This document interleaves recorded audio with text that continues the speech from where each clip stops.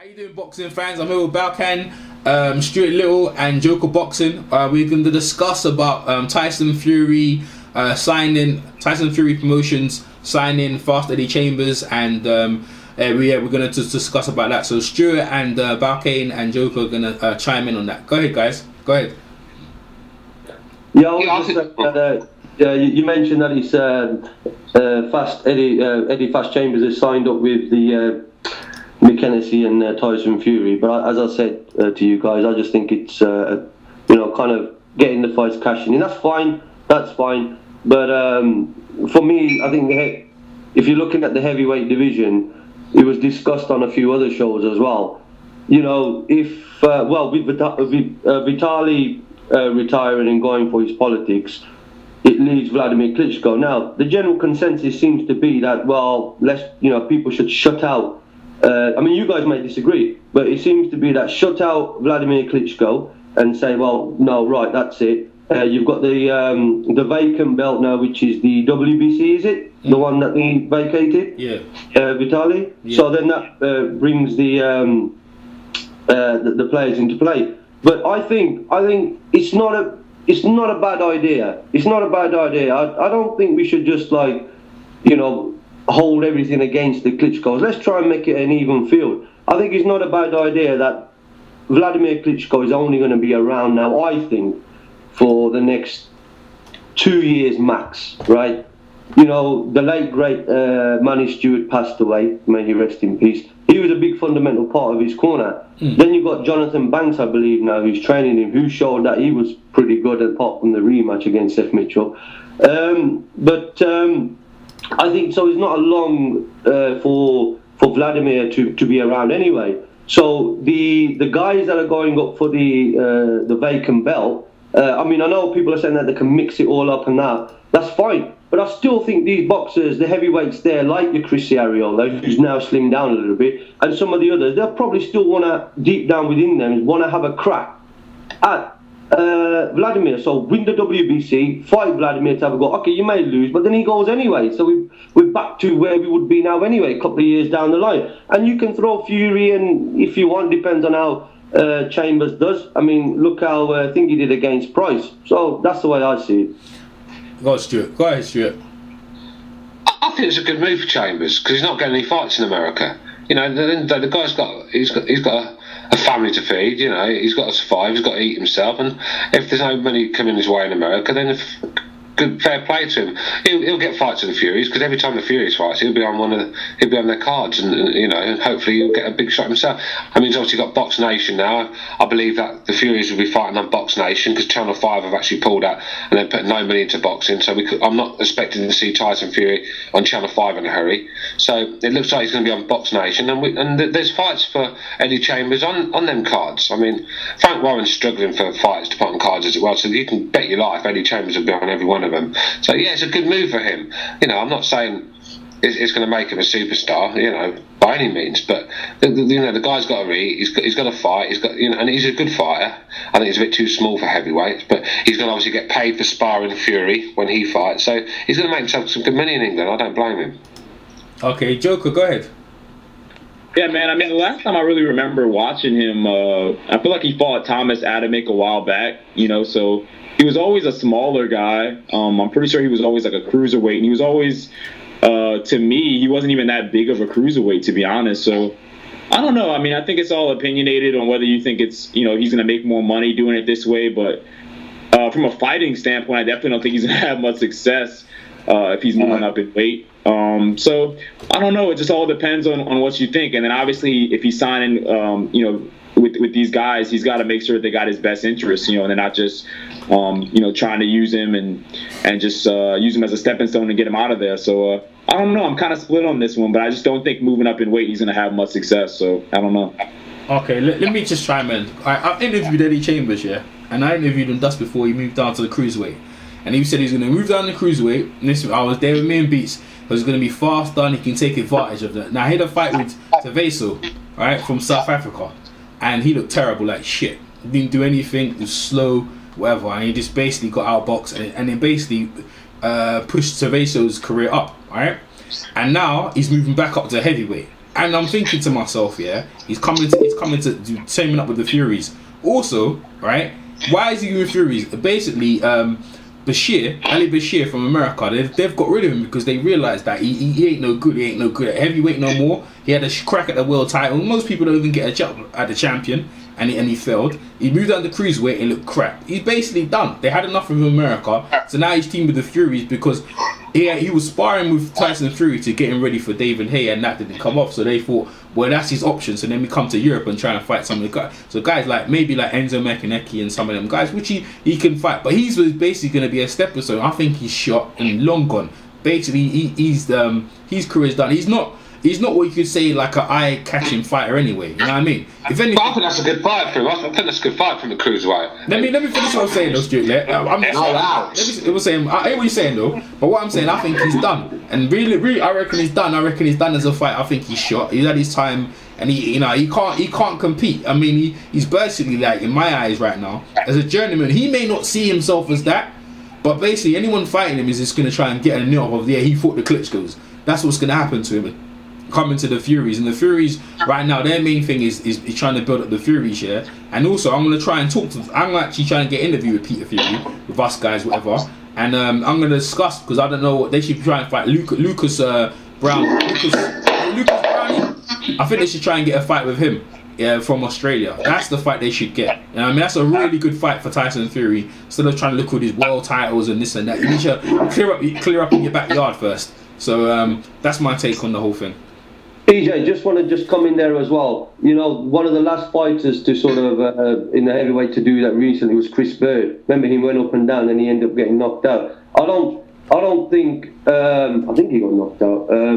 I don't think it's I think he's just cashing in. There's nothing for me to get interested about Eddie Chambers.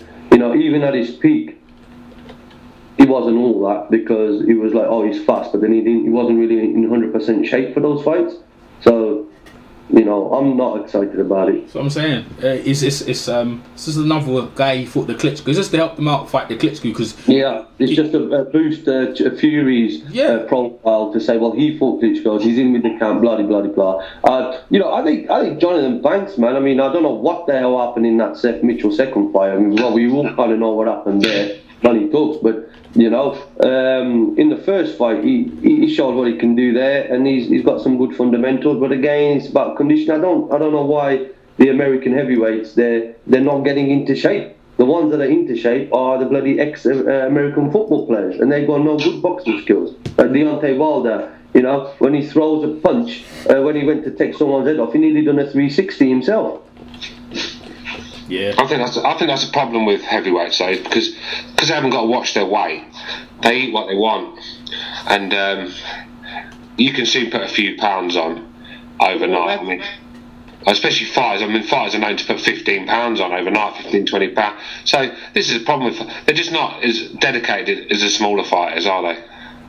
Well, I agree, and I want to chime in on something too, since I'm from America, so I'm going to speak on the American heavyweights. I think that one of the problem with them is that there's so much sports over here in America, especially when you look at football and all these other sports, and those guys are making the big money right now. They're getting the big publicity, and there's not, the heavyweight belt just doesn't have the same value that it used to. So I think people see that it's such a tougher road to sit there and go train and become a heavyweight when you can sit there and just be a football player. You're part of a team. Great point. And it's just more it's more lucrative for you to do that. And in other countries and a lot of European countries, you know, they're really taking over the heavyweight division. You could see, because there's just more incentive there for them to do it. They're training harder. They can take care of their body more. I mean, these guys just seem like they just want to eat McDonald's all day, man. I mean, look at the physique. Look at Vladimir Klitschko's physique. You've seen the training. I mean, they put some cameras in his training camp one time, and it was like fucking Ivan Drago training. You know, when he fought Rocky. You want to see it? I mean, that's. You know, the guy's a monster in his training camp. So, you know, that's the difference, and that's why he's on top, and these fat lumps are coming in, getting blown away, never to be seen again. Totally agree. Joker, I agree with Stuart. I agree with what you're saying there as well. And Joker, you said there. I was reading a lot of articles. It's gone back now over a year now. A lot of articles. How you were saying that, you know, families are now sort of putting the vision in front of their kids in America to be a baseball player or American football if they're tall. Sorry, basketball if they're tall enough. And then American football, right? Mm-hmm. Yeah. So, Yeah, I agree. I agree with that. Yeah, I mean, I let's be hear honest. that. But what I'm saying is that come on. There's got to be at least something going on with regards to that. You know, there's got to be at least a handful of heavyweights there from America that can at least cut it. Because even in the Olympics, if you look at the US Olympic team, it's bloody nothing to be boasting about. And, you know, especially the boy in Freddie Roach, and, well, you know, he did what he did. But it's nothing to be saying, well, okay, there's someone coming through. Like Riddick Bowe came through, and I think he came through, well, we're going way back now with Fraser and all them, and obviously Ali come through. But now you are going way back, man, to Fraser. I'll tell you what, I'm going to piggyback off. I think the last decent heavyweight to come through out of America, I mean, it probably was Riddick Bowe, actually. I'm going to go ahead and piggyback off something you said, Val, because you talked about something. You brought up actually a good point. You don't see people, you know, when their kids are coming up, they're not going to say, here, buddy, here are some boxing gloves. I want you to be a boxer when you grow up. I want you to go in the ring and take punishment. So it's not something that, as a parent, you're going to promote for your child. Also, at this point, when there's so many other options, when you go on TV and you see Nike commercials, you see basketball commercials, these kids want to be LeBron James. They don't want to sit there and try to be the next necessarily Mike Tyson, because it's a tougher road and there's no guarantees in boxing. You know, it's a violent sport. It doesn't always give everything that you put in back to you. You can work your ass off, but if you don't know the right people, you just might not be successful in boxing, even if you are talented. You know what I mean? Good point. yeah, I mean, I was in. I went down to. This was a few years back now. I went down to New York. Yeah. Mm-hmm. And you know Jimmy's Corner, the trainer. There's a bar in Jimmy's Corner in Midtown Manhattan. Go on, okay, what about him? Go on, Bar. Yeah, you want to get down there, man. That Jimmy's Corner, he actually was in the corner for Shane Mosley versus Antonio Margarito. So Come on, Bar. Get with it. Yeah, go on. Go ahead. Yeah. But basically, I was in there, and there's so much boxing memorabilia. We was talking about boxing. We was talking about general stuff, and it seems to me that even in America now, like you say, the Nike billboards and all that, they're taking over, and boxing is becoming. I mean, it was always, you know, sectioned and that, but now it's becoming like cult. You know, it's like you have to find these places, man. They're not advertised. You have to go out your way and find these places. Exactly. I agree 100% with you. And that's the thing. You talk about New York. New York has been the mecca of boxing for a long time. I'll tell you what, you go to New York, you're going to see kids on the street playing basketball. They're going to be at Rucker Park. Yeah. That's what they're doing, man. They're not seeking out the gyms. Madison Square Garden was now renowned as the mecca of boxing. Now it's Vegas, right? But now it's basketball too. Yeah, exactly. New York, you know. Yeah. So, I mean...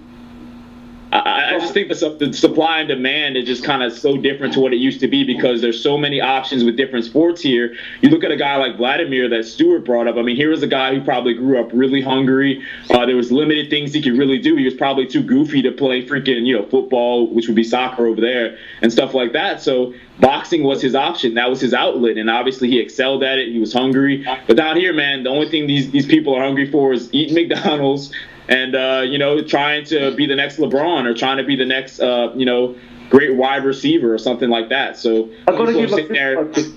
Well, another thing, too, let me bring up one more point. You know, because of college sports have become so big in America as well, people are putting their kids, you know, through the NCAA program and having them play, you know, college basketball, college football, just to try to get a scholarship.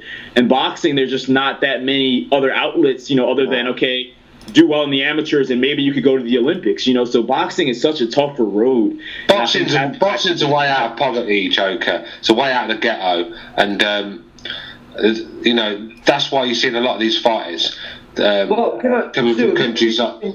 No, because at the end of the day, these Americans, back in the 60s and 70s, the American ghettos, man, they're fucking struggling to even eat. They had no way of getting out. Fighting was all they knew. There's more opportunities these days, and that's why you're getting a lot of these fighters from, say, Russia and places like that, because these guys are still living hard, man. I'm telling you, it's a rough life in Russia, man. Hungry, they want to get out, and it's all about dedication, mate. And you got to be hungry. If you ain't hungry in boxing, great point. And just to what Joker was saying as well, you know, we're saying that there's multi different various sports now available, especially in the US. But those sports existed way back when. Babe Ruth, you know, baseball. Exactly, yeah. So they existed way back then anyway. What's happening now, I feel, and definitely here in the UK, I spoke to EJ about this, we kind of agreed on this a way back when now, actually. And that's that there's not the grassroots. Although, yes, boxing is subheaded with the poverty bracket, I accept that. And the best fighters do tend to come out of rough upbringings. But also, the money that's being put into it is being put into other sports and not so much into boxing, even in the US and in the UK. Because even in the US, if you look at it, the biggest fighters, apart from Floyd Mayweather Jr., is actually a Filipino. Yeah, well, the thing, the Mexicans are bringing the Mexicans are bringing a lot of fighters through. But obviously, when you go to Mexico, you can see why. I mean, the place it's rough there, man. I mean, if there's a chance to get out of that place by getting punched in the face, and you're going to take it, ain't you? Hey, when I talk to Beltran, yeah, he exhibits that. He lives in Arizona. He's a freaking hard man. I mean, boy, they come from you're right, man. They come from some real hard backgrounds. But as you said, you guys are putting out in the Western Hemisphere. Why do they need to box? It's basketball. The thing is, there's other sports where they pay more and you less damage to the brain. I mean, who was to go and look at him to Amagama? You know, and look at Dennis Leatherbeck when you put it out on the Boxing Union, Stuart. Look what happened to his face, and you know what I mean. Why would you put yourself through that? But as a spectator in sport, we love it. But you can see why, like, they're looking through a breakthrough star like Floyd Mayweather. But to be honest with you, boxing, and me and Bal talked about this. To me, it always goes through the heavyweight division. Like the heavyweight division is the division for basically that brings in everyone, and the guys who are running the heavyweight division are not really doing that. They're basically based in Germany and over in there, and they're doing their thing. Now, right now, we mentioned Eddie Chambers, and that's what we was kind of talking about. He's not the guy. He ain't gonna be the guy. And the guys who does the Areola and the Stavern fight, they're not the guy. Is Deontay Wilder the guy? We don't know. Maybe he might turn up like Michael Grant. Is it Michael Grant or David Grant? I think it's Michael Grant. Might end up like that, or just basically no experience. It might end up to get knocked out, but we don't know. But there's no guy on the horizon breaking through. But EJ, if we talk about the heavyweight division, and I do kind of semi-agree with you on there, but one of the things that you can't forget is that what brought me into boxing, obviously it was that, but it was actually, I think it was 1983, watching Barry McGuigan and Lloyd Honeyghan. Yeah. And these are the lighter guys, you know. So when the focus was always on the heavyweight divisions, when Mike Tyson was at his biggest, there was a fellow called Julio Cesar Chavez, who was Mexican, who was also quite big as well at the same time. And you know, I'm being sarcastic now, but you know, it was looking at everything. But the way I see it going forward is that who is the next global superstar? We talk about the heavyweight, but even in the normal weights, because UK for me are not really producing what I would expect them to, because on the places where you could build gyms, on the sports fields where you can actually go and run, they're actually building apartments, right?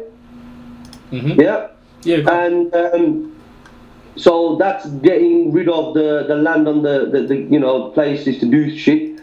Pardon my language. But and then in the US, they're investing in the like you say, in the Nike billboards, and the Nike billboards are going to make you jump high. So it's one of these things. But go on. Well, you know, but you already know. You already know. I can tell you this right firsthand. Yeah, Mike Tyson.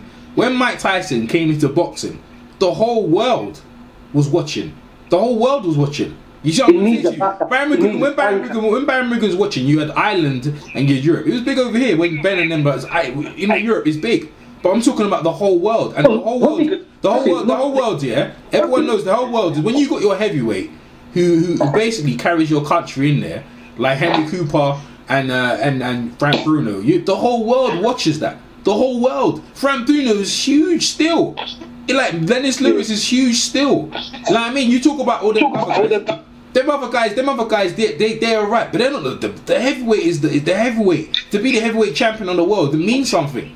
to clean up, to go out there. It- You know what I mean? That's the shit. That is the shit. Yeah. That is it. I agree with that. And I think a lot of people from other countries are devaluing the heavyweight title because obviously it's not in their land. I mean, it's always been the most popular sports title out of all of them. I mean, when I was younger, Mike Tyson. Can I just finish, Bal? Mike Tyson was the most famous man in the world when he was in his prime, heavyweight champion of the world. Yeah. The most famous. He was more famous than the president. I mean, but that's how big the heavyweight title is. Back in the day, Joe Louis, Marciano, fucking Ali, these guys were like superstars. Yeah. Even back, I mean, Jack Dempsey used to have 100,000 at his fights. People still talk about it. Can I respond to that though? Go ahead, Joker. Yeah, well, I want to piggyback on something that you said, EJ and Stewart said, because I think y'all kind of hitting it on the head. I think that the issue is that these heavyweights that you named, these guys were dynamic. They had swagger. They were people that other people wanted to actually emulate. Kids wanted to be that. So people would get in the gym and say, hey, I want to be Mike Tyson. I want to fight like Mike Tyson. And because of that, I think that would help produce better heavyweights because more people wanted to box because they said, hey, look at this guy. He's famous. Everybody knows him. He's powerful. Everyone wanted to be that guy. Even today, you look at a guy who's well-known, Floyd Mayweather. You got boxers emulating his style in the ring. People in the gym being motivated because they want to be what Mayweather is. Yeah. So I think that what we need is somebody who comes through who's got a little bit of style. You know, there's somebody that everyone across the world can relate with, not just somebody just in their country relating to the Klitschko's, but somewhere where people in the UK, in the US, you know, in Germany, everywhere can say, hey, I want to be that guy. I want to get in the gym and I want to be a heavyweight. And that's when I think we'll get better heavyweights. Yep. Totally agree. I mean, if you remember when Tyson came along, I think a lot of people started putting cut-up towels over themselves, didn't they? They used to cut the towel. The white t-shirt, the white t-shirt, to look like him, exactly, because people had a haircut. There's something to say to you. Like boxing, it was more than like, and he carried the culture pretty well in the 80s. You know, his haircut, the Dempsey kind of crew cut hairstyle. You know, the little line. You know what I mean? He carried that. And what I'm saying to you is that Deontay Wilder and all them other guys who are coming through, you know, like you couldn't crack an egg here. Tyson Fury, he can talk all the loud noise he wants to. He went to America. He went to America and fought thing and got dropped on his back. Got put in his back. A laughing stock and then sung off. They don't want to see a heavyweight sing. They want to see a brutal knockout artist, or they want to see a guy who can basically convey the sweet arts like a Muhammad Ali. And they you know, if you're not one of them two, because whose shoes can fit Muhammad Ali? Look, even Larry Holmes was really good, but come on. Larry Holmes was a good heavyweight, but he couldn't fit the Muhammad Ali shoes. And who's fitting into Mike Tyson's shoes? You know, Van Holyfield was good, but he got no personality. He got no personality at all. He's a very good fighter. Very good fighter. Here it is. From a personality point of view, and like the way you're summoning it up there, and as we kind of agree that the heavyweight division is in a transition and in a lull and to go forward. Yeah. Well, it's as simple as this. I think we should hopefully all agree that it just needs now somebody. Hopefully somebody's been working in their shed with a trainer, a grandmaster, and you know, just been working away, and they unleash a heavyweight that is dynamic, fast, moves his head, can slip, go to the body, and just be explosive. You know, and he's got a good jab. If he's got a good jab as well, that'll work as well. Now, Seth Mitchell tried it with the black trunks and the black boots, but he wasn't happening. But you know, I think someone who can sort of just be different, be brave, like a kind of a, you know, like in a certain like a way, like a Keith Thurman is. He's a bit brash, but he's got to be a heavyweight and he's got to back it up. And that comes, I think, you know, I'm a spiritual guy. So I think these kind of things just come God sent, you know. Yeah, well, I'll tell you what, Bal, I want to answer something that you said, though. I think that, I think Max Kellerman has said this before, that a lot of great heavyweights right now are just playing the wrong sports.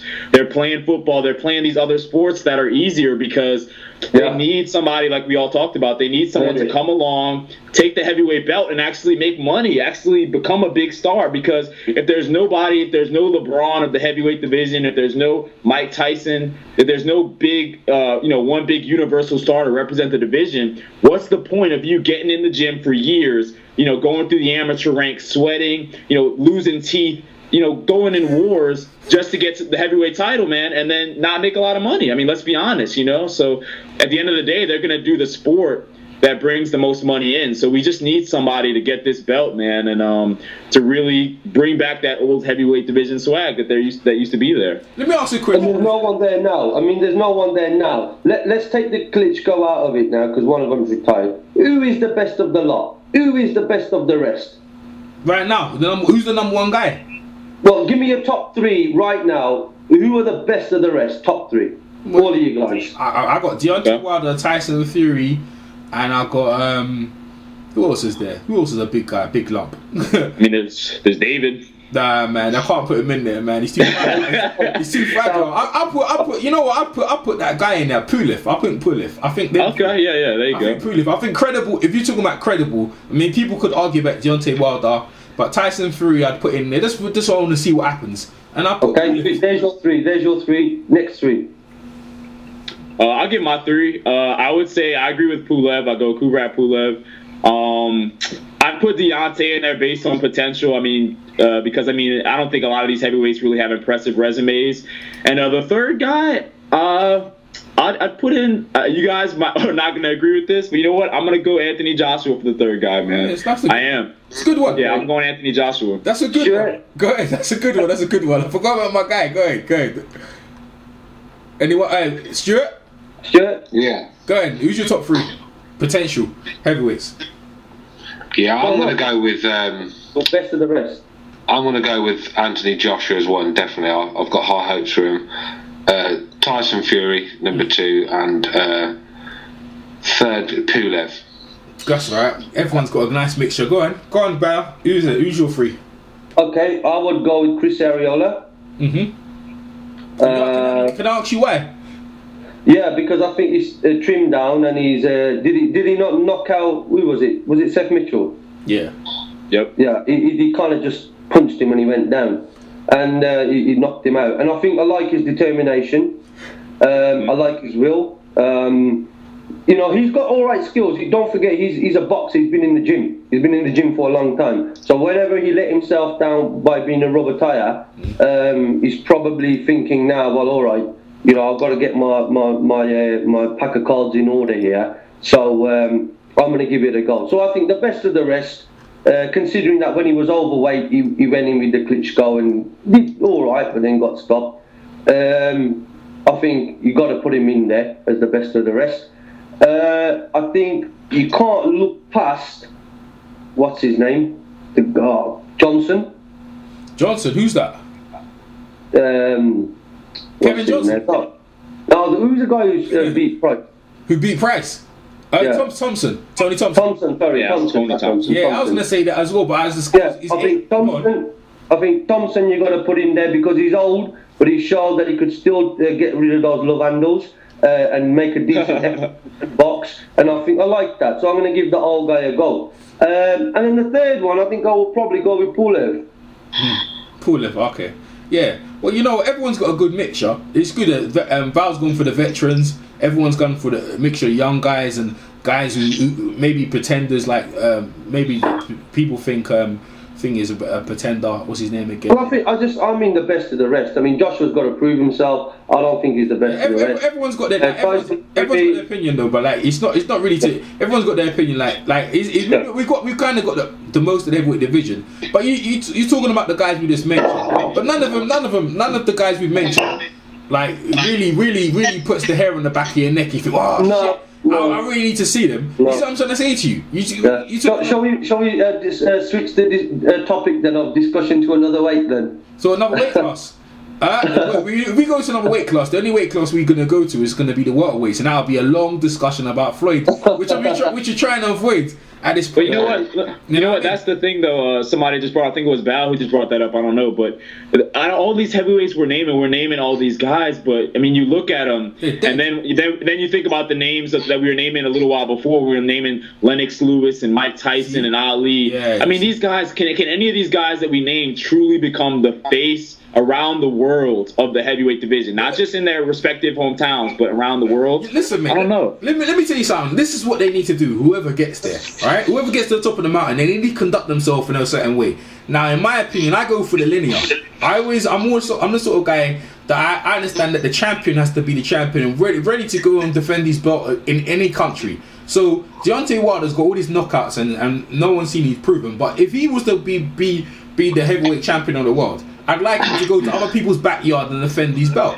And that goes for all the other champions as well. You know, I want to sit there in Germany and just milk it where you've got the dodgy, where you got judges and bore a fight. Dude, you know the Klitschko's, yeah. And me and Bal talked about, and we got in a big argument about it. As far as I know, Vladimir is disgrace, yeah, of the heavyweight lineage of what it is. Up until the point when he beat David Haye, I had no problem with him. He was fine. But since then, it has been terrible. There is contenders out there, and he will not fight them. He will not fight them. Now his brother, on the other hand, he's probably for a harder run. He's probably for a harder schedule. Yeah, and to me, I consider him the heavyweight champion. But until Lennox Lewis retired with that belt, Lennox Lewis is still basically the champion, unless someone. Because basically, what I'm saying to you, to be the undisputed heavyweight champion, you need to have all the belts. The Klitschko's, as the name, the brand, they have all the belts, but there's not one ultimate champion. So basically, when you become the champion, you need to have all 3 belts. Then you become the linear, and there haven't been a linear champion since Lennox Lewis. You know what I mean? The Klitschko brothers will not fight each other.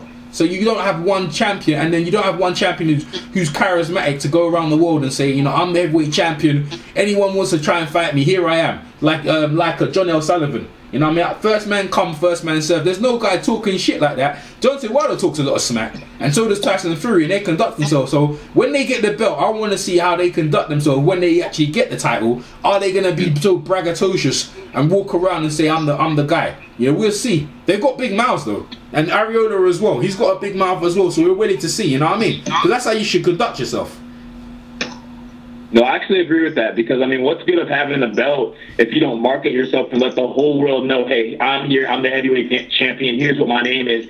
I mean the Klitschko's, man, I agree. The way that these guys have conducted themselves, I'm just not really a huge fan of. I don't want to criticize Vitality too much, but obviously, I mean, Vladimir's been the guy right now, and yeah, I mean, the way this guy's been putting a fight, the way he talks, I mean, there's just no charisma about the guy. There's no charisma in his body, and I respect him for his body of work, you know, but we just need a heavyweight who's going to come through, who's going to get that belt, and they're going to feel like, you know, they deserve that belt, like they should have.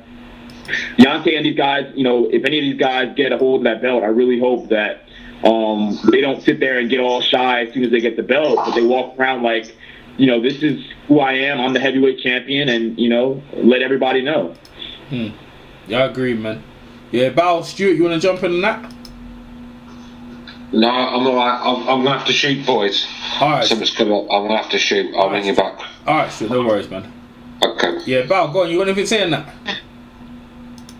Yeah, I was just thinking, yeah, I mean, I kind of agree with you in that, but I mean, you said that we got into a debate and that, but obviously that debate was about different intricate details, but overall, yeah, I mean, there's, you know, it is what it is, and I think we can't shy away from that. By the way, I want to change my third guy, not Pulev, I want to make Jonathan Banks the third guy.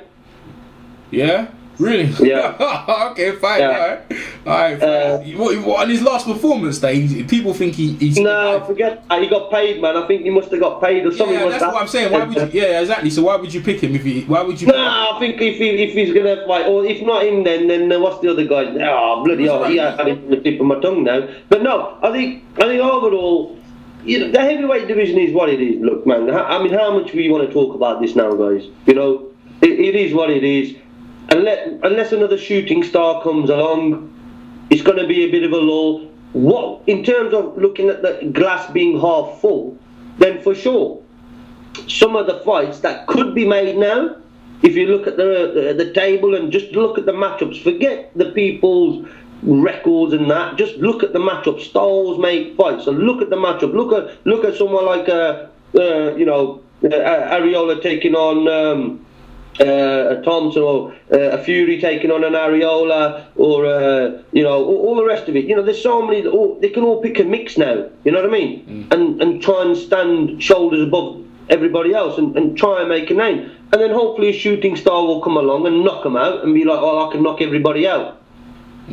Well, we'll have to see. All right, and I'm going to end that debate, guys. You guys who are listening, subscribe and like the page and comment, man. All right, great debate, guys. Catch you on the next one.